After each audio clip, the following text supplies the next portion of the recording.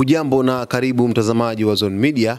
Hapa na kuletea taarifa ambayo Rais wa Marekani Donald Trump amesema kwamba Israel imenyukwa sana na Iran katika makombora ambayo yalivurumishwa kwa takribani vita vya siku 12. Rais wa Marekani Donald Trump amesema kuwa Israel imepata pigo kubwa kufuatia mashambulizi ya makombora kutoka Iran, akieleza kuwa mashambulizi hayo yalikuwa ya kiwango cha juu na yenye madhara makubwa kwa taifa hilo la Kiyahudi. Akizungumza katika mkutano wa kilele wa NATO uliofanyika tarehe 24 hadi 25 Juni 2025, Trump alieleza kwa msisitizo kuwa Israel ilipigwa vibaya sana. Hasa katika siku za mwisho, Israel ilipigwa sana. Yale makombora balistiki yaliangusha majengo mengi.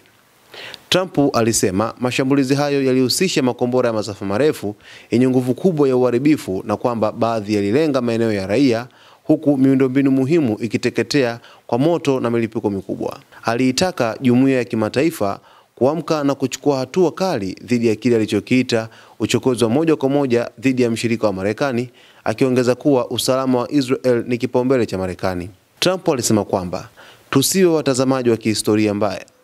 watazamaji wa historia mbaya. Dunia lazima ichukue hatua sasa kabla hali haijawa mbaya zaidi, alionya.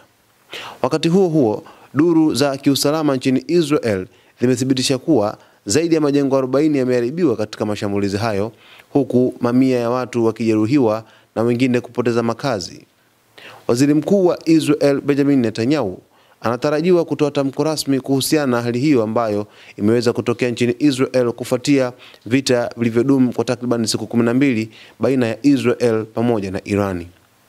Rais wa Marekani Donald Trump amezungumza wazi kwamba Israel ilinyukwa vibaya sana na makombora ya Irani na iliweza kuangusha majengo mengi.